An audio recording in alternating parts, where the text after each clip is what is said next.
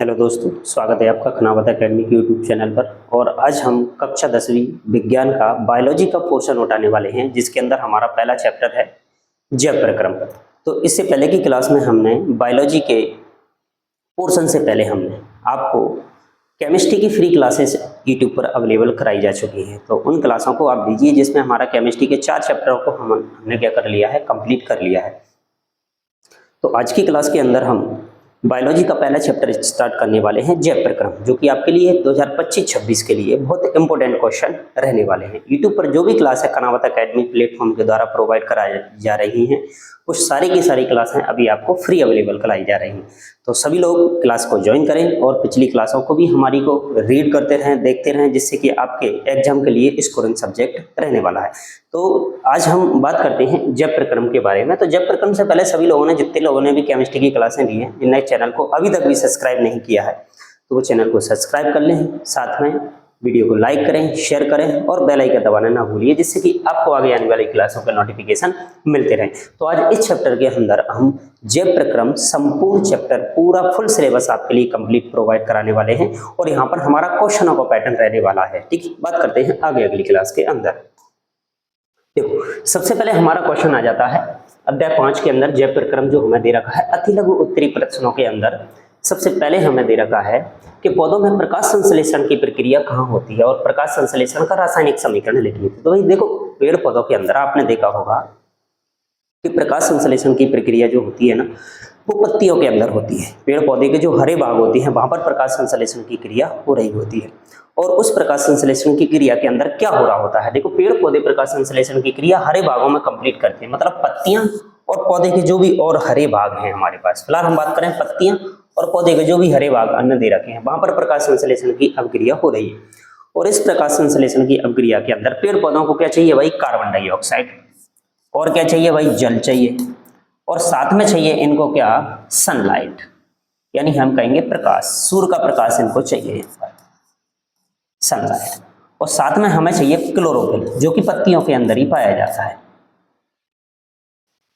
Chlorophyll जो पत्तियों के अंदर पाया जाता है, एक हरे रंग का वर्णक है, जिसकी वजह से पत्तियों का रंग भी क्या होता है, हरा होता है, जो कि प्रकाश को क्या करता है, एब्जॉर्ब करता है। क्लोरोफिल के अंदर अणु पाए जाते हैं इसके अलग अलग, जो सनलाइट को क्या करते हैं, एब्जॉर्ब करते हैं। उसके आधार पर ये प्रकाश संश्लेषण की क्रिया हो रही है।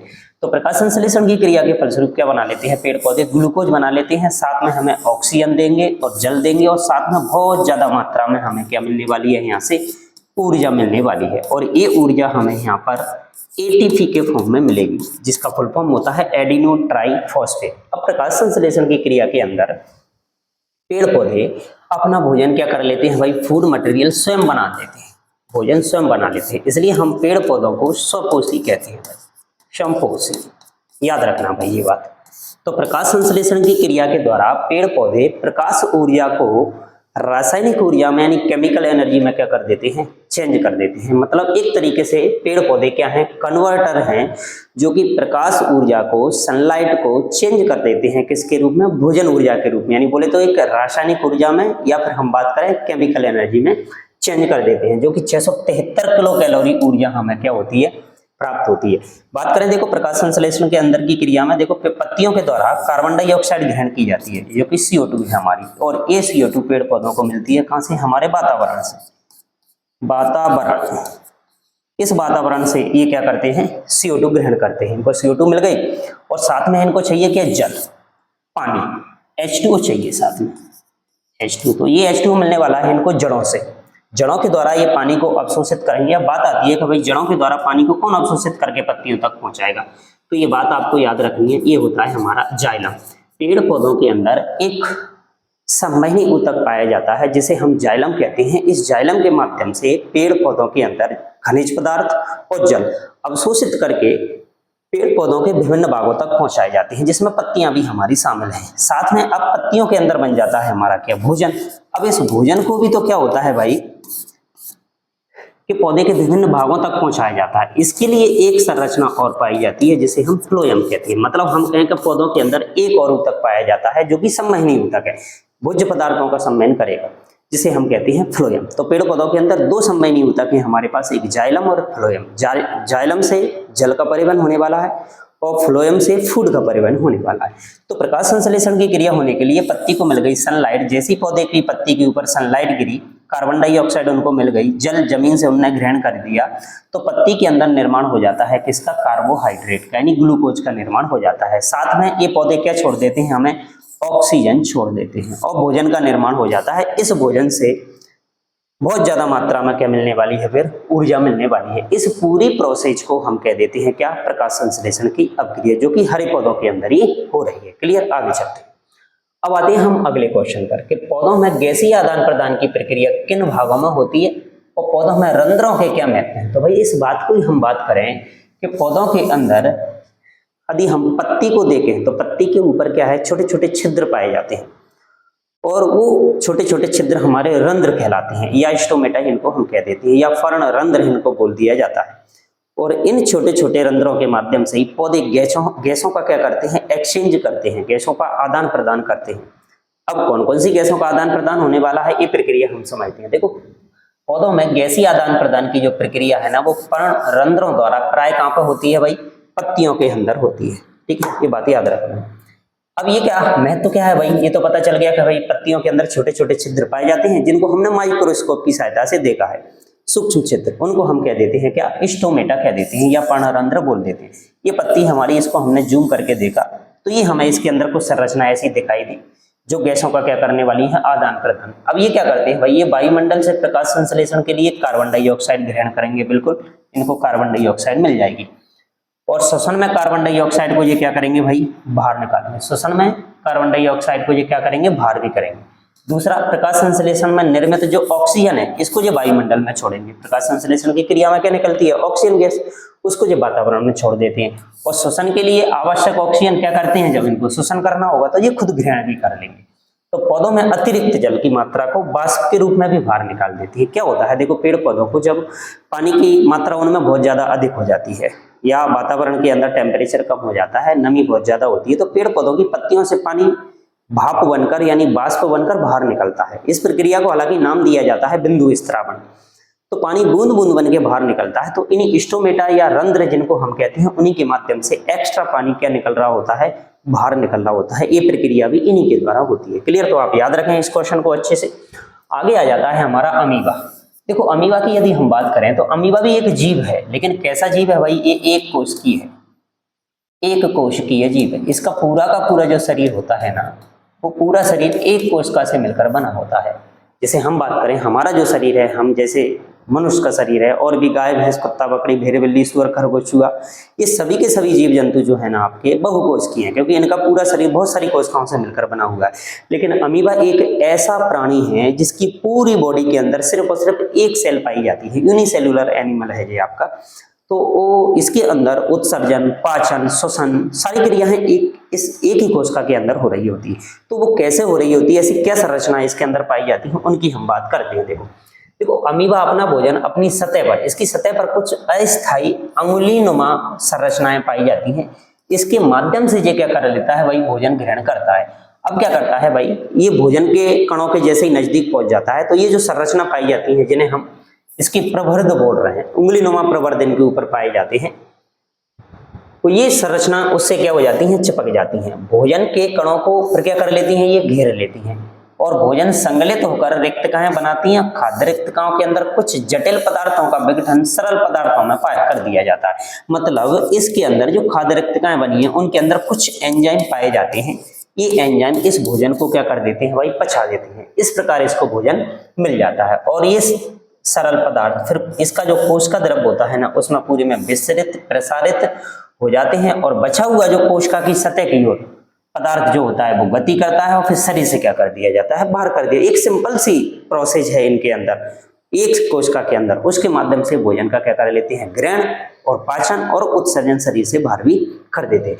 तो ये अमीबा एक कोश की संरचना है, तो इसके अंदर केंद्रक भी पाया जाएगा। ये कोई भोजन का कण है, इसको जो मिल गया है यहाँ पर भोजन का कण, जैसे ही ये उसके नजदीक पहुंचा, इसके अंदर कुछ संरचनाओं का निर्माण कर लिया, जिन्हें हम कूटपाद कहते हैं।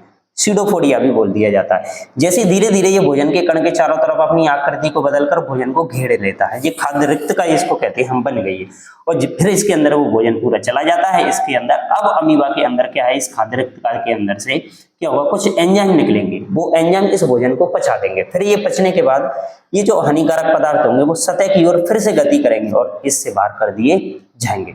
ये रहा अमीबा। देखो भोजन को अपने पादप या हम कूटपाद कहते हैं उसकी सहायता से ये घेर लेता है, खाद्य रिक्तका बनेगी। ये खाद्य रिक्तका में जटिल पदार्थों का विघटन फिर सरल पदार्थों में कर दिया जाता है। अब जो अपच भोजन है, जो पचा हुआ नहीं है, उसको शरीर की गति करके शरीर की सतह की ओर भेज दिया जाएगा और वहां से इसको शरीर से बाहर कर दिया जाएगा। इस तरीके से अमीबा के अंदर उत्सर्जन की प्रक्रिया भी क्या हो गई है, कंप्लीट। तो एक कोशिका के अंदर सारी प्रक्रियाएं इसके अंदर हो रही हैं, वो हमारा एक अमीबा। अमीबा जलीय जंतु है, वही जल के अंदर पाया जाता है, मैराइन एनिमल है, ठीक है, याद रखना है।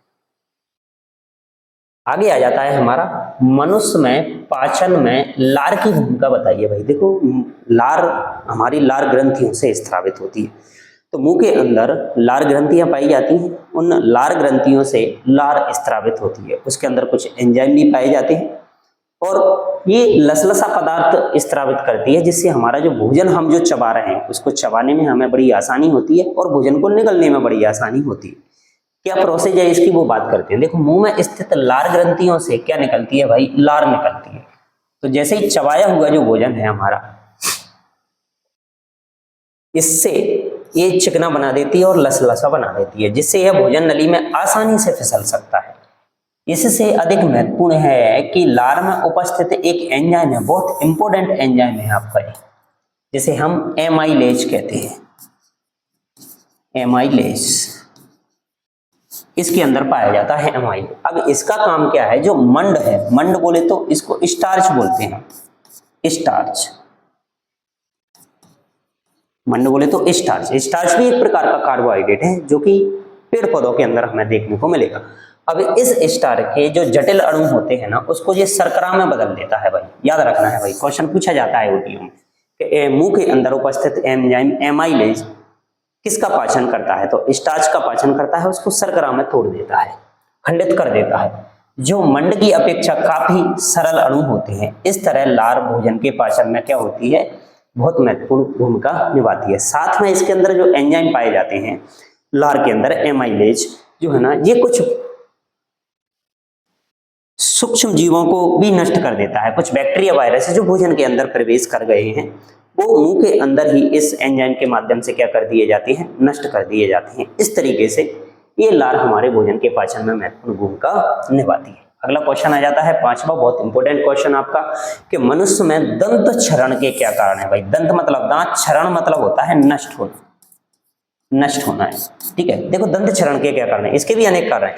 तो अनेक जीवाणु कोशिकाएं जो हमारे दांतों में विद्यमान होती हैं, वे दांतों में फंसे खाद्य कणों में उपस्थित जो शर्करा है, जो मीठा है, उसको अम्ल में बदल देते हैं। मतलब हमारे मुंह के अंदर बहुत सारे बैक्टीरिया वायरस जो पाए जाते हैं, अब यदि हम उनकी साफ सफाई ना करें तो, यदि ब्रश, कोलगेट से जो भी है हमारा, जो भी ब्रांड है जिससे भी हम यूज करते हैं, उससे यदि हम दांतों की सफाई ना करें तो लंबे समय तक भोजन के कणों के अंदर क्या है, शर्करा है, ग्लूकोज है, तो ये बैक्टीरिया वायरस जो हैं, बैक्टीरिया हैं, हमारे जीवाणु हैं, वो भोजन के कणों को काय में बदल देते हैं भाई, अम्ल में बदल देते हैं। और ये अम्ल दांतों का जो एनेमल होता है भाई, दांतों के ऊपर एक चमक वाला एक आवरण पाया जाता है जिसे हम इनेमल कहते हैं, इनेमल को क्या कर देते हैं, नष्ट कर देते हैं, जो दंत क्षरण का सबसे प्रमुख कारण बनता है। और उम्र के साथ साथ दांतों का एनेमल कैसा होता जाता है, मृदु मुलायम होता जाता है, तो दांत हमारे भंगुर हो जाते हैं, इससे दंत क्षरण और शुरू हो जाता है। दांत अक्सर आपने देखा होगा दांतों के अंदर दर्द होना, मसूड़ों में सूजन आना, मसूड़ों से ब्लड का बाहर निकलना, ये सारी प्रोसेस हमारी यही है कि टाइम टेबल से हम दांतों की सफाई ना करते हैं।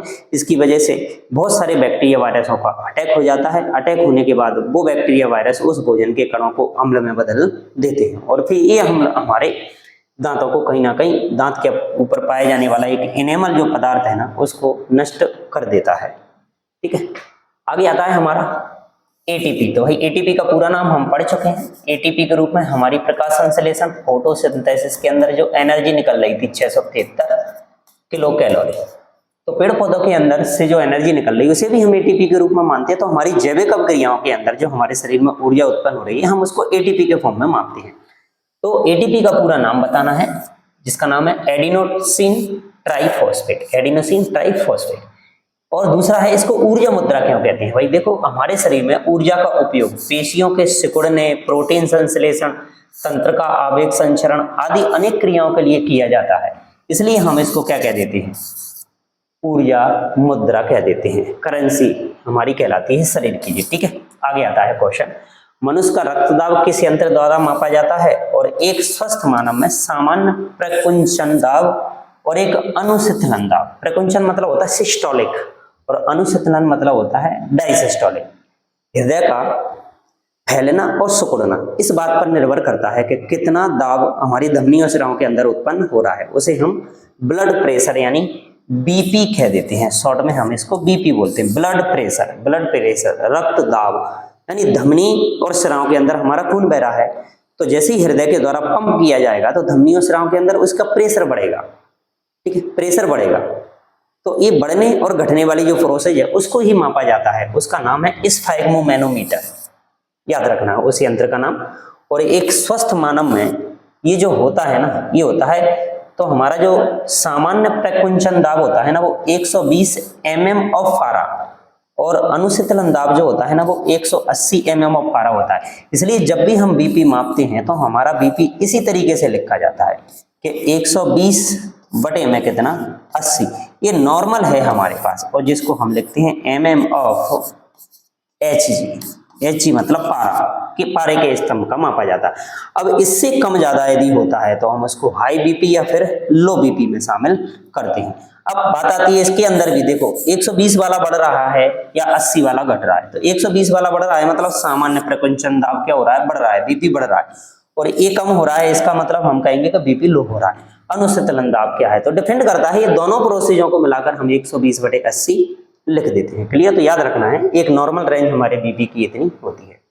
दूसरा आ जाता है, देखो हमारा स्वपोषी और विषमपोषी पोषण की परिभाषा तो बिल्कुल पढ़ चुके हैं अभी हम कि स्वपोषी पोषण क्या है। भाई देखो, स्वपोषी पोषण अभी हमने प्रकाश संश्लेषण की क्रिया को डिस्कस किया था, उसका समीकरण भी हमने समझा था।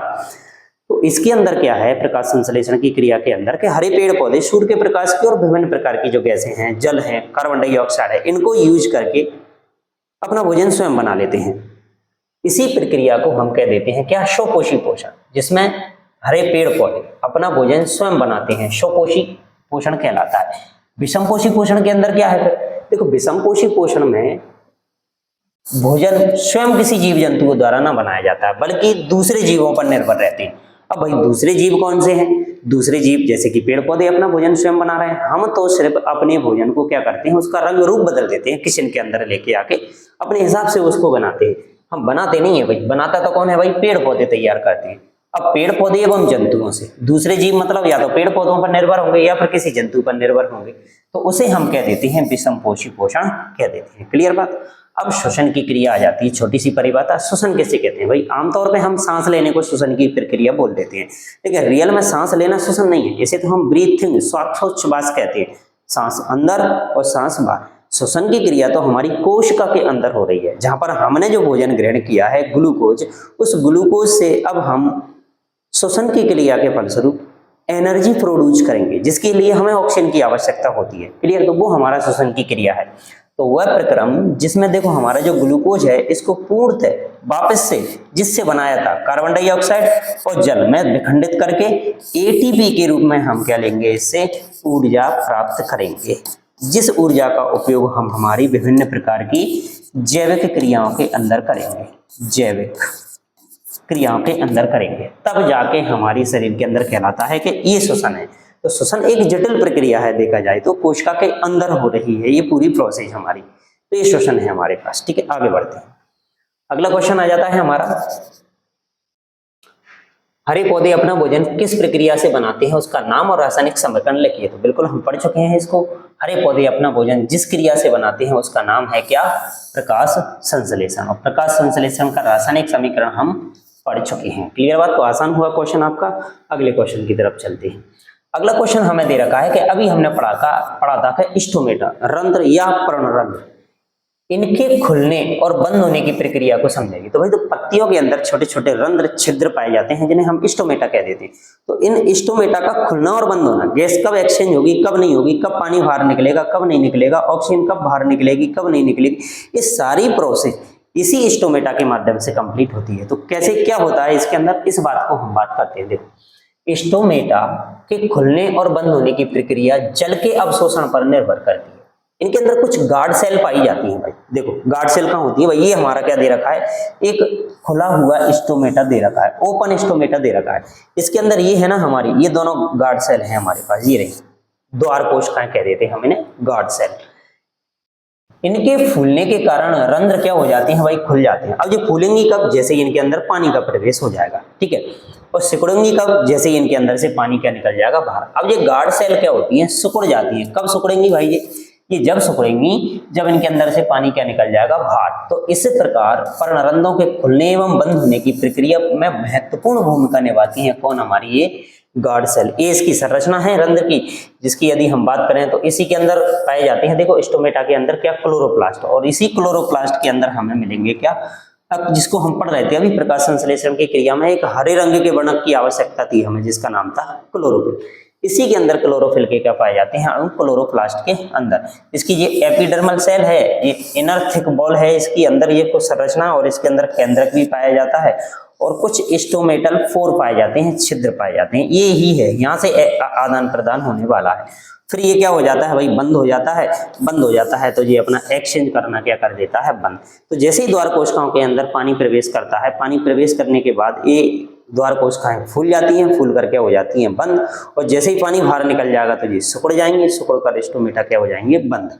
तो खुलना और बंद होना इन्हीं पर निर्भर करता है। दूसरा अभी हमने पढ़ा कि एक अमीबा में भोजन ग्रहण करने की प्रक्रिया चित्र द्वारा स्पष्ट कीजिए। तो बिल्कुल हम चित्र पहले भी समझ चुके हैं कि ये एक अमीबा दे रखा है, इस अमीबा के लिए ये भोजन मिल गया, तो ये अमीबा इसके चारों तरफ क्या करेगा भाई, इसको घेर लेगा, घेर कर एक संरचना का निर्माण करेगा, जिसे हम कूटपाद कहेंगे, रिक्तिका बन जाएगी, ये बन गई खाद्य रिक्तिका ऐसा। और चारों तरफ भोजन उसके अंदर चला जाएगा, पाचन करेगा, सरल पदार्थों में तोड़ेगा, और जो अपचित भोजन होगा उसको शरीर से बाहर कर देगा। तो प्रोसेस याद रखना है, ये आपकी प्रोसेस है। इस तरीके से अमीबा के अंदर भोजन का पाचन होता है, सिर्फ चित्र द्वारा स्पष्ट करना था हम। नेक्स्ट आगे आता है, मनुष्य की आहार नाल का नामांकित चित्र बनाइए। भाई मनुष्य की आहार नाल, आहार नाल मतलब जिसको पाचन तंत्र कहते हैं, भोजन किस तरीके से ग्रहण किया जाता है। तो भाई हमने सुना है कि देखो भोजन जैसे ही हम ग्रहण करते हैं तो सबसे पहले मुंह के अंदर दांतों के द्वारा भोजन को छोटे छोटे टुकड़ों में चबाया जाता है। जैसे ही छोटे छोटे टुकड़े हो जाते हैं, लार ग्रंथियों से मुंह के अंदर लार स्त्रावित होती है, वो लार भोजन को और चिकना बना देती है, लसलसा बन जाता है। जीभ के द्वारा उस भोजन को इधर से उधर पलटा जाता है, मतलब अच्छे से मिक्स कर दिया जाता है। उसके बाद क्या होता है,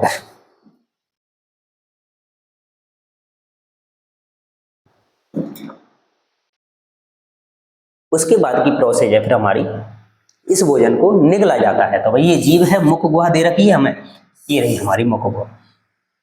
यहां से फिर भोजन चलना स्टार्ट करता है आगे, जिसको हम कहते हैं ग्रसिका।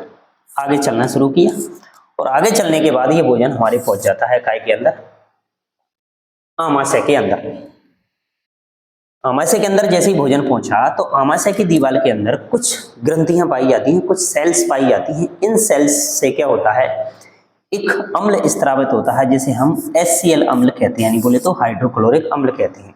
तो यहाँ पर भोजन के उन टुकड़ों को आमाशय के अंदर और छोटे छोटे टुकड़ों में तोड़ दिया जाता है, और अच्छे से भोजन यहाँ पर 3 से 4 घंटे के लिए क्या होता है, रुकता है। इस भोजन के अंदर पाए जाने वाले हानिकारक पदार्थ भी क्या होते हैं, नष्ट कर दिए जाते हैं, क्योंकि यहाँ पर HCl जो है ना, वो उसकी एसिडिटी बहुत ज्यादा होती है। इसका pH मान इतना होता है, लगभग 1.5 के आसपास, बहुत ज्यादा अम्लीय पदार्थ होता है। तो बहुत सारे हानिकारक बैक्टीरियाओं को नष्ट कर देता है, और भोजन को भी और छोटे छोटे टुकड़ों में तोड़ दिया जाता है। फिर आगे भोजन बढ़ता है, अपना पाचन प्रक्रिया जैसे ही कंप्लीट होती है तो भोजन हमारी आहार नाल की जो, जिसे हम कहते हैं क्या, आंत के अंदर भोजन पहुंचता है। तो आंत के अंदर भोजन की छोटी आंत, बड़ी आंत है, इन सब में प्रोसेस होते हुए भोजन गुदा द्वारा क्या कर दिया जाता है, बाहर कर दिया जाता है, अपचित भोजन को बाहर। बाकी के जो भोजन के अंदर पौष्टिक पदार्थ थे, उन पदार्थों को आंत के द्वारा अवशोषित करके खून में मिला दिया जाता है। इसके लिए देखो कुछ संरचना दे रखी है। देखो हमारे लिए डायफ्राम है, ये आपको याद रखना है। पित्ताशय है जो भंडारण करता है किसका, पित्त का। पित्त नली, यकृत है हमारा, अग्नाशय है, बहुत सारे अंग दे रखे हैं जो डायग्राम आपसे कहीं पूछा जाता है एग्जाम में, तो आप बिल्कुल अच्छे से इसको बनाइए। क्लियर, आगे बढ़ते हैं। आगे आ जाता है हमारा क्वेश्चन 14वें नंबर का क्वेश्चन के स्वपोषी पोषण के लिए आवश्यक परिस्थितियां बताइए। भाई जो स्वपोषी पोषण करते हैं उसके लिए क्या क्या कंडीशन होनी चाहिए। अब स्वपोषी पोषण तो हरे पेड़ पौधों के द्वारा होता है, और हरे पेड़ पौधे करते हैं प्रकाश संश्लेषण की क्रिया, इसी वजह से उनको स्वपोषी जीव कह देते हैं, मतलब हरे पौधों। उनके लिए क्या क्या चाहिए, तो हमने अभी पढ़ा था, उनके लिए जल चाहिए, उनके लिए कार्बन डाइऑक्साइड चाहिए, उनके लिए सनलाइट चाहिए, उनके लिए क्लोरोफिल चाहिए, तब जाके हमारी प्रकाश संश्लेषण की क्रिया होगी।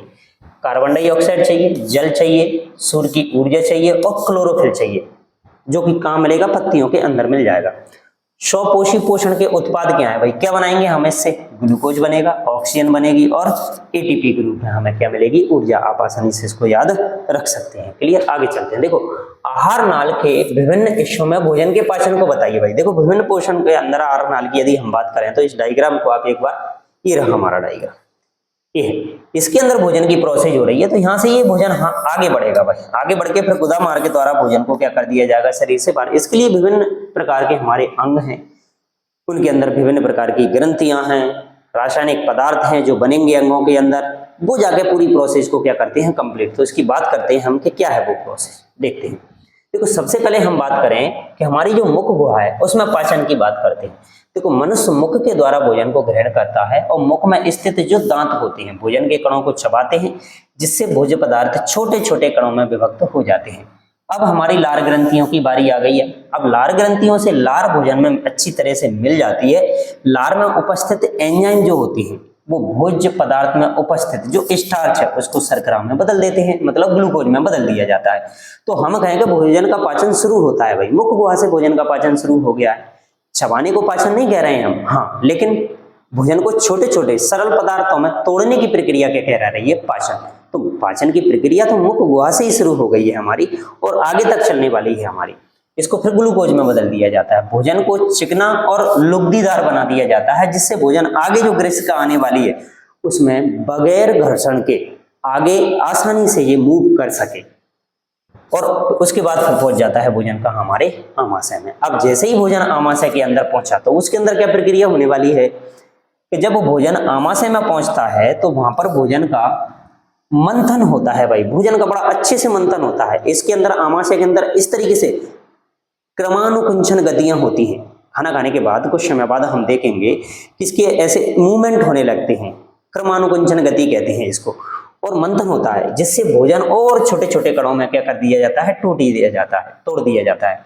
भोजन में नमक अम्ल मिलता है जो माध्यम को अम्लीय बनाता है भाई, नामक अम्ल मिलता है, इसको याद रखें भाई। यहाँ पे जो अम्ल है ना वो है HCl, हाइड्रोक्लोरिक नामक अम्ल मिलता है, जो माध्यम को कैसा बना देगा भाई, अम्लीय। जैसे ही इस भोजन का माध्यम अम्लीय होगा तो भोजन को जो सड़ने से भी रोकेगा, और आमाशयी पाचक रस, आमाशय में कुछ रस या जिनको हम कहें पाचक एंजाइम उपस्थित होते हैं, ये एंजाइम प्रोटीन को छोटे छोटे अणुओं में तोड़ने का काम कर देंगे। तो ये आमाशय के अंदर की प्रक्रिया है, जहां करीबन 3 से 4 घंटे के लिए भोजन रुक रहा है, आमाशय की उस पर क्रिया भी हो रही है, हानिकारक जीवाणु बैक्टीरिया जो भी इसके अंदर हैं वो सारी चीजों को यहाँ पर नष्ट किया जा रहा है। लेकिन कभी कभी कंडीशन क्या बन जाती है इस आमाशय के अंदर, जब एसिडिटी वाली कंडीशन बन जाती है, तो मतलब हमारे आमाशय के अंदर अम्ल बहुत ज्यादा मात्रा में स्रावित हो जाता है, और ये अम्ल फिर एसिडिटी पैदा करता है। इस एसिडिटी की वजह से हमें खट्टी खट्टी डकारें या वोमिटिंग हमें जो होती है,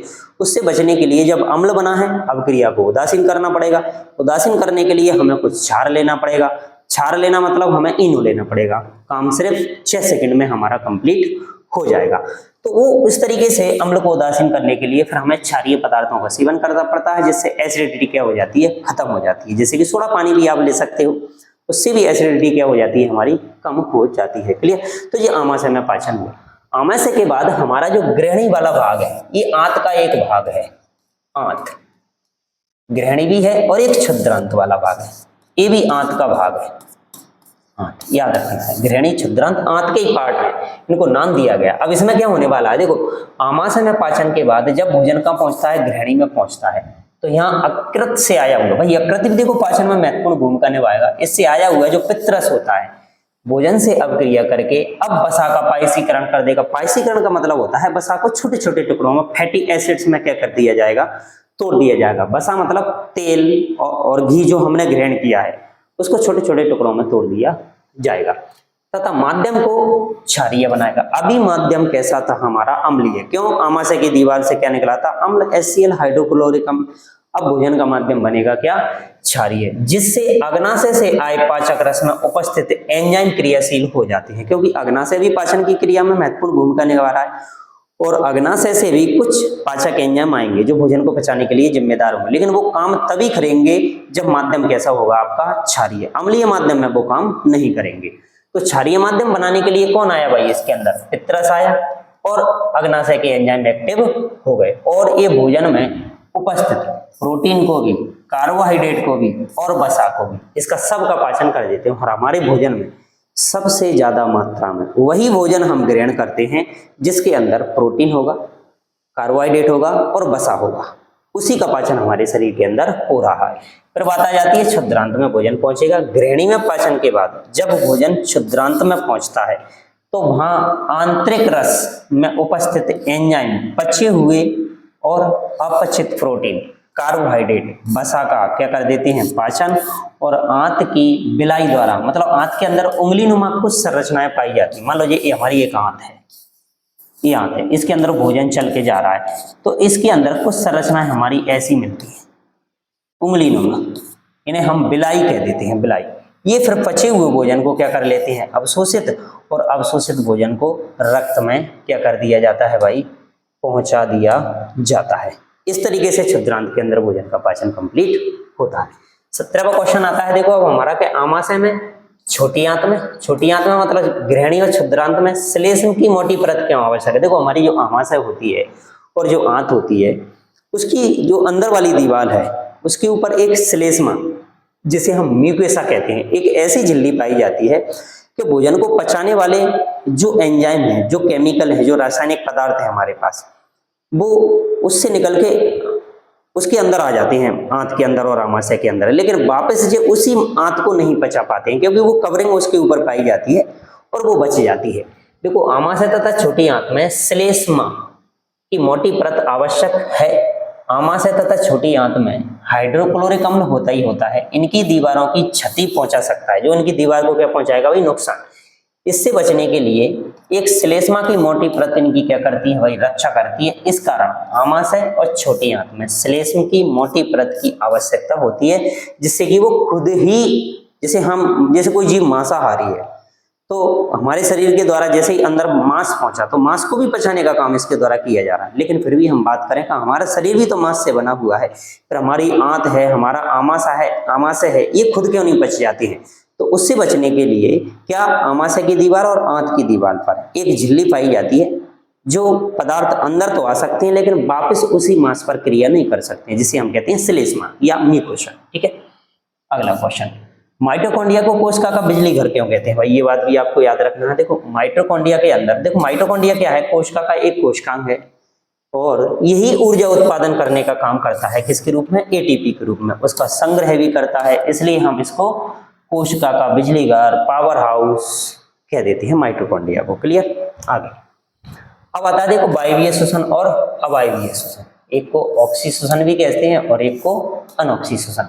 वायवीय नाम से पता चल रहा है वायु की उपस्थिति में होने वाला, अवायवीय वायु की अनुपस्थिति में। तो याद रखना है, देखो यह श्वसन वायु की उपस्थिति में होने वाला है और यह श्वसन वायु की या ऑक्सीजन की अनुपस्थिति में होने वाला है, सिंपल से पॉइंट है। दूसरी इंपॉर्टेंट बात है कि ये क्रिया जो वायवीय श्वसन है वो या कोशिका द्रव और माइटोकॉन्ड्रिया दोनों के अंदर होती है, लेकिन अवायवीय श्वसन की क्रिया सिर्फ और सिर्फ कोशिका द्रव में होती है। इसमें क्या होने वाला है, देखो हमारे पास जो ग्लूकोज बनाया है हमने, उसका पूर्ण ऑक्सीकरण करेंगे, पूरी तरीके से ऊर्जा मिल जाएगी। 673 किलो कैलोरी के रूप में हमें क्या मिलने वाली है, ऊर्जा। लेकिन यहाँ पर जो ग्लूकोज है ना, उसका अपूर्ण पाचन होता है, पूरी तरीके से नहीं होता, आंशिक होता है। इसमें CO2 H2 उत्पन्न होता है, बिल्कुल सही बात है, लेकिन यहाँ पे CO2 तो बनेगा ही बनेगा, साथ में एल्कोहल का भी निर्माण होता है। इस श्वसन में बहुत अधिक ऊर्जा विमोचित होती है और इसमें हम अपेक्षाकृत कम ऊर्जा उत्पन्न होती है। आप आसानी से इन क्वेश्चनों को क्या रख सकते हो, याद रख सकते हो। फिर आ जाता है देखो रक्त में हीमोग्लोबिन की कमी के कौन सा कारण होता है। देखो भाई रक्त के अंदर यदि हीमोग्लोबिन एक प्रोटीन है जो कि रक्त के अंदर पाई जाती है, और इस प्रोटीन की वजह से ही हीमोग्लोबिन का रंग कैसा होता है भाई, वो रक्त का रंग कैसा होता है, लाल होता है। अब हीमोग्लोबिन जो प्रोटीन है हमारी आरबीसी की सतह पर पाई जाती है। हीम नाम की एक प्रोटीन है इस हीमोग्लोबिन के अंदर, उस हीम प्रोटीन की वजह से इसका रंग कैसा होता है, लाल होता है। इसका काम क्या है हीमोग्लोबिन का, जो हमारे शरीर के अंदर जो ऑक्सीजन हमने ग्रहण करी है उस ऑक्सीजन से ये जुड़ेगी और उस ऑक्सीजन को लेके कोशिका तक पहुंचाएगी। कोशिका में उत्पन्न होगी कार्बन डाइऑक्साइड और उस कार्बन डाइऑक्साइड को जो फेफड़ों तक लेके आएगी, फिर उसको वहां से छोड़ दिया जाएगा। तो गैसों के परिवहन में हीमोग्लोबिन बहुत जिम्मेदारी रखती है। देखो बात करते हैं, इसकी कमी हो जाए तो हम हमारे शरीर में क्या देते हैं, रक्त अल्पता हो गई, एनीमिया हो गया, खून की कमी हो गई, इस तरीके से इसको हम जानते हैं, नामक रोग हो जाता है। श्वसन के फलस्वरूप ऑक्सीजन का भी परिवहन करेगी, ऊतकों तक पहुंचाने का कार्य इसी हीमोग्लोबिन के द्वारा किया जाता है, और इसकी कमी से श्वसन की क्रिया बहुत ज्यादा प्रभावित होती है, शरीर को ऊर्जा कम मिलेगी क्योंकि ऑक्सीजन पर्याप्त मात्रा में परिवहन नहीं हो रहे। अब इस हीमोग्लोबिन की यदि बात की जाए आपकी, तो यही हीमोग्लोबिन की वजह से ही हमारे शरीर में क्या है भाई, रक्त की कमी कहें हम, आरबीसी की कमी कहें हम, खून की कमी हम बोल दें, हीमोग्लोबिन की कमी हम बोल दें, ये सारी प्रक्रियाएं देखने को मिलती है। हीमोग्लोबिन को हम लिखते हैं हीमोग्लोबिन HB। ठीक है, आगे बढ़ते हैं। अब बनाना है आपको मनुष्य के हृदय की आंतरिक संरचना का नामांकित चित्र बनाइए। तो ये मनुष्य की हृदय की यदि हम बात करें, ये इस तरह का हमें देखने को मिलता है। बाकी की हम बात करें, मांसपेशियों से बनी हुई संरचना होती है हृदय की। इसके अंदर देखो ये है हमारी महाधमनी, और यहाँ से निकलेगी हमारी क्या, फुफ्फुस धमनियां, फुफ्फुस सिराएं, और हृदय के अंदर 4 चैम्बर होते हैं, बायां आलिंद और बायां निलय। इधर दायां आलिंद और दायां निलय, 4 चैम्बर हृदय के अंदर पाई जाती है मनुष्य के हृदय के अंदर। इनके अलग अलग काम है भाई, ये शरीर के निचले भागों के लिए रक्त पहुंचाएगी, ये अलग अलग काम इसके अंदर दे रखा है। ये ऊपरी भागों के लिए रक्त पहुंचाएगी, जो हृदय के अंदर सारी धमनियों सिराओं का एक बड़ा सा जाल पाया जाता है। उस प्रोसेस को हम अगले क्वेश्चन में समझेंगे। तो याद रखें डायग्राम आप लोग सभी, ठीक है, पूछा जाता है एग्जाम में। आगे दे रखा है देखो, मानव के हृदय की कार्यविधि समझाइए भाई। बिल्कुल बात करते हैं। इसके लिए देखो हमने पूरे एक शरीर को उसको समझने के लिए डायग्राम ना देकर एक फ्लो चार्ट बनाया हुआ है, जिसमें एरो ये शो कर रहे हैं कि रक्त किधर से किधर जा रहा है। जैसे कि यहाँ लगे हुए हैं देखो आपके एरो, ये शो कर रहे हैं कि रक्त किधर से किधर जा रहा है। तो इससे हम समझने की कोशिश करते हैं कि रक्त कहां से कहां की ओर परिवहन करता है। देखो सबसे पहले हम बात करें कि हमारा जो हृदय है, उस हृदय के अंदर देखो ये है हमारा दायां आलिंद, और ये दायां आलिंद और ये दायां निलय, नीचे वाले भाग के ये 2 भाग हैं यहाँ से, इसके ऊपर वाला दायां आलिंद, नीचे वाला दायां निलय। तो दाएं आलिंद से रक्त दाएं निलय में पहुंचता है, और जैसे ही निलय से ये रक्त बाहर निकलेगा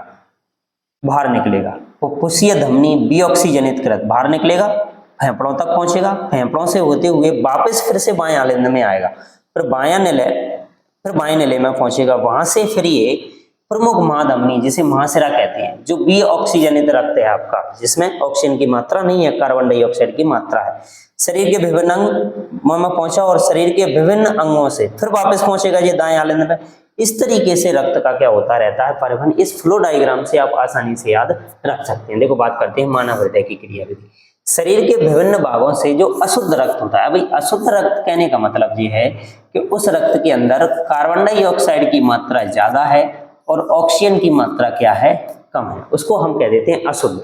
इसके लिए हमारे शरीर के अंदर धमनियों सिराएं पाई जाती हैं। धमनियों के अंदर शुद्ध रक्त बहता है जिसके अंदर ऑक्सीजन की मात्रा ज्यादा है, सिराओं के अंदर अशुद्ध रक्त बहता है, इनके अंदर कार्बन डाइऑक्साइड की मात्रा ज्यादा है।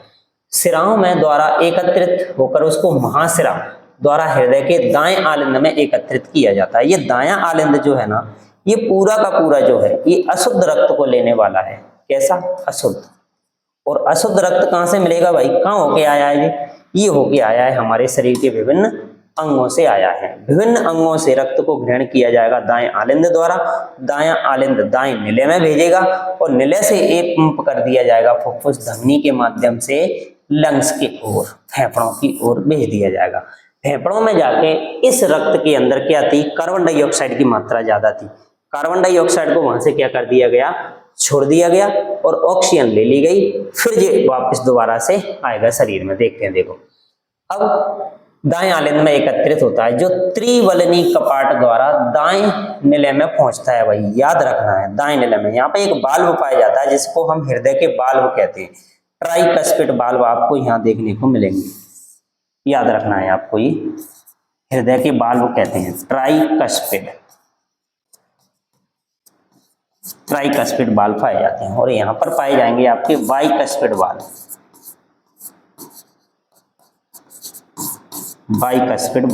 ये पाए जाते हैं इसके अंदर, जो कि रक्त को क्या करने हैं, उल्टा इधर से इधर जाने से क्या करेंगे, रोकेंगे। रक्त को ऐसे नहीं जाने देंगे, बस एक दिशा में ही परिवहन हो सकता है।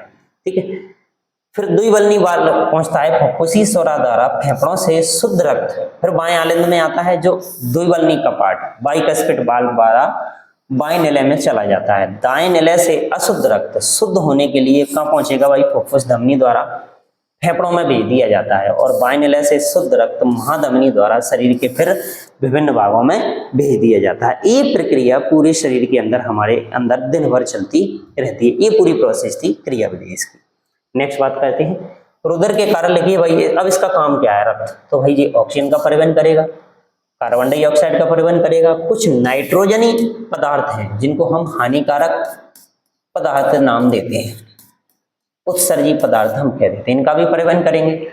और रक्त बहुत से पदार्थ जैसे लवण, पचा हुआ भोजन, इन सब का परिवहन करता है। साथ में हार्मोन्स हमारे शरीर के अंदर होते हैं, उनका भी परिवहन इसी के द्वारा किया जाता है। क्लियर, आगे आता है। अब आता है रक्त और लसिका में अंतर। भाई इसकी बात कर लेते हैं, रक्त और लसिका में अंतर। तो रक्त, लसिका, रक्त यहां से बात करते हैं। रक्त एक लाल रंग का तरल संयोजी ऊतक होता है, लेकिन जो लसिका है ना हमारे पास, वो रंगहीन है। तरल तो है, संयोजी ऊतक भी है, लेकिन रंगहीन है। दूसरा, इसमें प्रोटीन ज्यादा होती है और इसमें प्रोटीन की मात्रा क्या होती है, कम होती है। इसमें लाल रक्त कणिकाएं जिन्हें हम आरबीसी कहते हैं, वे पाई जाती हैं, लेकिन इनमें आरबीसी नहीं पाई जाती, इसीलिए ये रंगहीन होता है। दूसरा, इसमें उत्सर्जी पदार्थ कम मात्रा में होते हैं, लेकिन इसके अंदर कुछ हानिकारक उत्सर्जी पदार्थ अधिक मात्रा में पाए जाते हैं। ठीक है, याद रखना। आगे आ जाती है प्लेटलेट्स। भाई प्लेटलेट्स क्या हैं, तो हमारा जो रक्त है, ब्लड है, उस रक्त के अंदर यदि हम बात करें तो 3 तरीके की कोशिका है, नाम जिनका आपने सुना होगा, आरबीसी है, डब्ल्यूबीसी है, और साथ में प्लेटलेट्स। इन्हें हम कहते हैं प्लेटलेट्स हमारी। ठीक है, तो ये क्या करती हैं कि जैसे ही हमारे शरीर में कोई चोट लग जाती है या किसी कारण से जब ब्लड बाहर निकलने लगता है हमारे शरीर से, तो वहां पे रक्त में उपस्थित ये प्लेटलेट्स जो होती है ना, जहां से रक्त निकल रहा है उस स्थान पे आके एक थक्का बना लेती है, जिससे हमारा रक्त निकलना क्या हो जाता है, बंद हो जाता है। इस प्रक्रिया में ये महत्वपूर्ण भूमिका निभाती है, जिन्हें हम प्लेटलेट्स कहते हैं। नॉर्मल रेंज की यदि इनकी बात करें तो 1.5 से 4 लाख के आसपास ये पाई जाती है। लाख 1.5 से 4 लाख के आसपास ये पाई जाती है। क्लियर, आगे आता है, देखो बड़े पौधों में जल का संवहन पढ़ चुके हैं। जल का संवहन होता है, एक संवहनी ऊतक पाया जाता है जाइलम, जिसको पेड़ पौधों के अंदर संवहनी ऊतक कहते हैं। ऊतक किसका परिवहन करने वाला है भाई, जाइलम, तो जल का परिवहन करेगा। ठीक है, बात करते हैं, देखो जाइलम और फ्लोएम की कुछ संरचना भी होती है हमारे पास। तो देखो जाइलम जड़ों द्वारा अवशोषित जल और खनिज पदार्थ, इन दोनों का परिवहन करेगा, कहां तक पहुंचाएगा, पत्तियों तक। और फ्लोएम पत्तियों में जो भोजन बना हुआ है उसको पौधों के विभिन्न भागों तक पहुंचाने का काम करेगा। दूसरी बात करें कि ये जाइलम ऊतक जो होता है ना, वो कैसा है, मृत ऊतक है, लेकिन फ्लोएम जो होता है ना, वो याद रखना है, बहुत इंपॉर्टेंट पॉइंट है आपका, जो कि एक जीवित ऊतक है। ये ऊतकों में कंडक्टिंग ट्यूबल्स, संग्रह नलिका होती हैं, और इन ऊतक में चलनी नलिकाएं पाई जाती हैं। याद रखना, इनकी दीवार बहुत मोटी होती है और इनकी दीवार क्या होती है, कम मोटी होती है। आप आसानी से इनके पॉइंटों को याद रख सकते हो। क्लियर, उसी तरीके से आ जाता है फिर हमारे पास उत्सर्जन।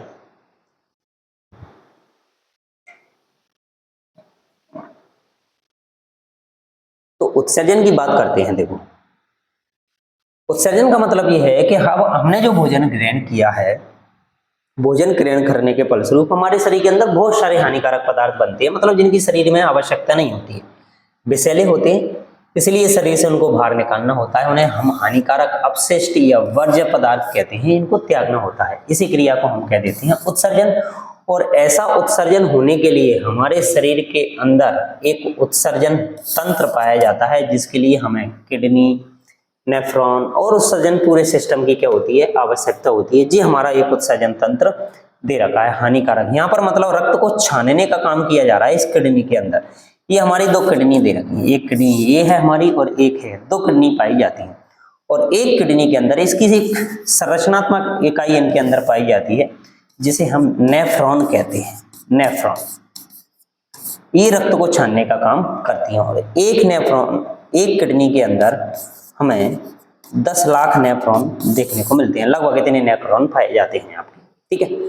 इसके अंदर क्या है, देखो संरचना बात करें कि ब्रक मतलब किडनी, इसके अंदर भी ब्लड सर्कुलेशन होता है। लाल और ब्लू कलर से इसलिए शो किया गया है कि यहाँ पर आपका अशुद्ध रक्त है और जो लाल दिख रहा है उसमें शुद्ध रक्त दिखाई दे रहा है आपको।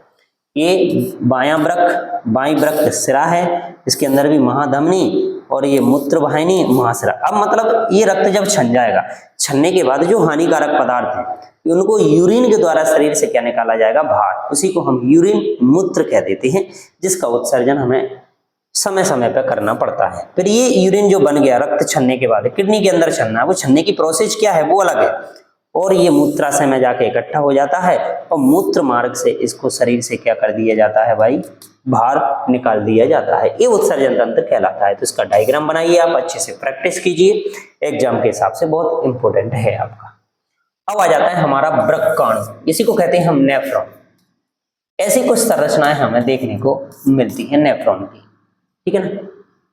अब इसकी बात की जाए तो एक जनरल सा डायग्राम यदि अपन ऐसे शो करें, एक प्यालेनुमा संरचना इसकी होती है इस तरीके से, और एक यू आकार की संरचना यहाँ पर बनती है, और फिर संग्रह नलिका यहाँ पे होती है, ऐसे बन जाती है। ये संरचना आपकी बनती है। इसको हम क्या देते हैं, ये वाला जो भाग है ना, ये बोमन संपुट कहलाता है। अब यहाँ से धमनी और सिराएं आपकी आएंगी, जो कि रक्त को लेके आएंगी और जाएंगी।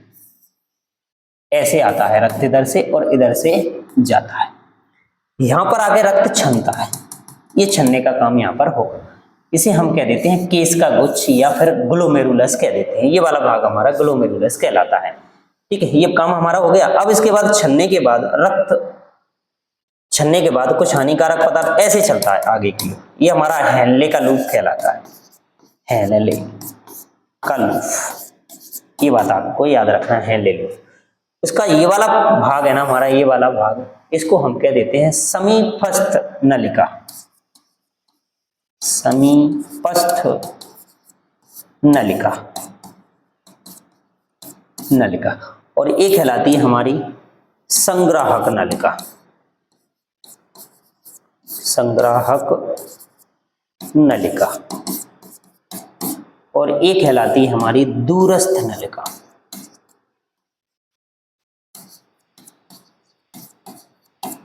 दूरस्थ नलिका। इस तरीके से इनके नाम दिए जाते हैं।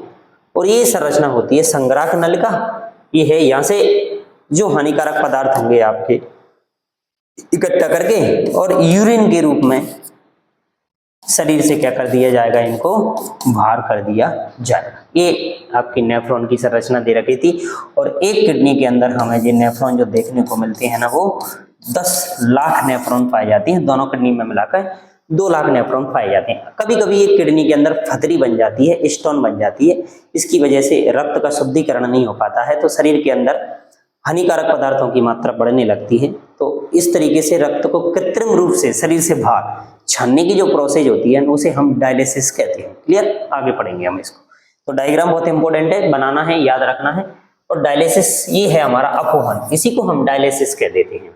ये है हमारा डायलिसिस कि वृक्क के अक्रिय होने की अवस्था में जब किडनी काम करना बंद कर देती है, तो अपशिष्ट नाइट्रोजन युक्त जो पदार्थ होते हैं, जैसे यूरिया है, यूरिक अम्ल है, इसको शरीर से यानी रक्त से निकालने की जो प्रक्रिया है ना, कृत्रिम रूप से, कौन सी प्रक्रिया है भाई, ये कृत्रिम रूप से शरीर से बाहर निकालने की प्रक्रिया, उसको कहते हैं हम क्या, डायलिसिस कहते हैं, ठीक है।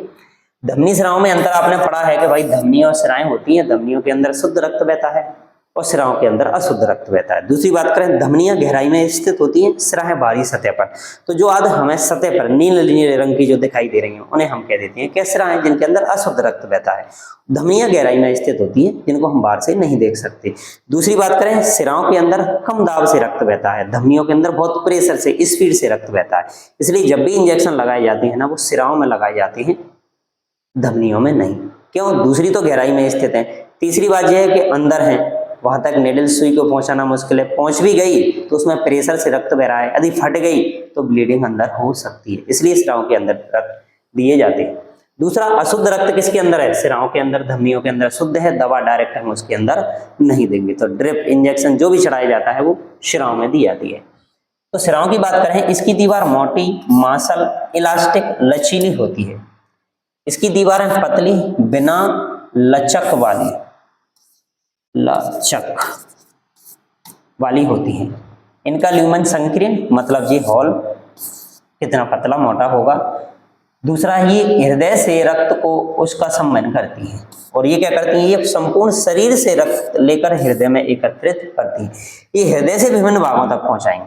इनमें एक अपवाद है, देखो पल्मोनरी धमनी एक अपवाद है, इसको छोड़कर शेष धमनियां में सब में ऑक्सीजन युक्त रक्त पाया जाता है, तो वो अपवाद यहाँ भी देखने को मिलती हैं। और पल्मोनरी सिरा को छोड़कर बाकी की सभी सिराएं अनऑक्सीजनित रक्त, मतलब अशुद्ध रक्त लेके जाती हैं। इनमें वाल्व नहीं पाए जाते हैं, लेकिन इनमें वाल्व पाए जाते हैं रक्त को रोकने के लिए, क्योंकि रक्त की स्पीड कम होती है। जहां स्पीड ज्यादा होगी वहां वाल्व की आवश्यकता नहीं है, क्योंकि लौट नहीं सकता, यहाँ चांस बनते हैं ऐसे। ठीक है, आगे बढ़ते हैं। दीर्घ क्वेश्चनों के अंदर आ जाता है हमारा, देखो ऑक्सीजन की उपस्थिति और अनुपस्थिति में ग्लूकोज का कोशिका द्रव्य में विखंडन किस प्रकार होता है। तो भाई देखो, ग्लूकोज का विखंडन क्या होता है। देखो, ऑक्सीजन की उपस्थिति और अनुपस्थिति में ग्लूकोज कोशिका द्रव्य में विखंडित होता है। कोशिका द्रव्य में क्या होता है, 6 कार्बन वाला C6H12O6, जिसे हम ग्लूकोज कह देते हैं, के अणु पाइरुवेट अणु में विखंडित हो जाते हैं, साथ ही ऊर्जा उत्पन्न होती है। इसके बाद क्या होता है, देखो इसके बाद सबसे पहले ऑक्सीजन की उपस्थिति कहाँ पे है भाई, माइटोकॉन्ड्रिया में। जो पाइरुवेट हमने बना लिया है, माइटोकॉन्ड्रिया में विखंडित होकर कार्बन डाइऑक्साइड और जल बनाएगा भाई, यही प्रक्रिया तो है इसके अंदर। ऑक्सीजन की कमी होगी तो क्या होने वाला है, तो ये ऑक्सीजन की कमी होगी हमारी मांसपेशियों के अंदर, वहां ऑक्सीजन कम मात्रा में होगी, तो ये पाइरुवेट अम्ल हमारी मांसपेशियों में लैक्टिक अम्ल का निर्माण करेगा और ऊर्जा भी देगा।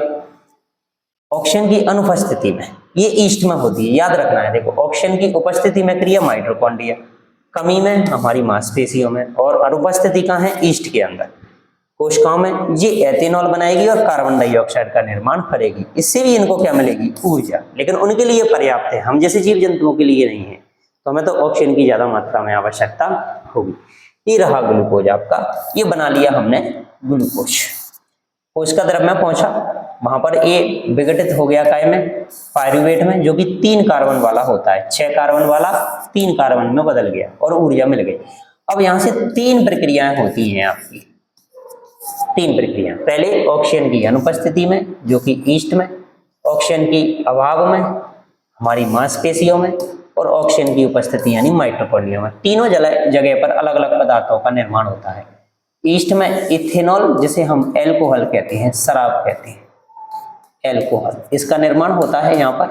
साथ में कार्बन डाइऑक्साइड, ऊर्जा बनेगी, और 2 कार्बन वाला पदार्थ बन गया यहाँ पर। यहाँ से 3 कार्बन वाला पदार्थ लैक्टिक अम्ल बनता है, ऊर्जा तो हमें मिलती है, 3 कार्बन वाला बनेगा। माइटोकॉन्ड्रिया के अंदर कार्बन डाइऑक्साइड बनती है, तो जल ऊर्जा हमें मिलती है। तो ज्यादा ऊर्जा हमें कहाँ मिलने वाली है, यहाँ मिलने वाली है, जो माइटोकॉन्ड्रिया के अंदर हो रही है। तो ये फ्लो चार्ट भी आप लोगों को याद रखना है।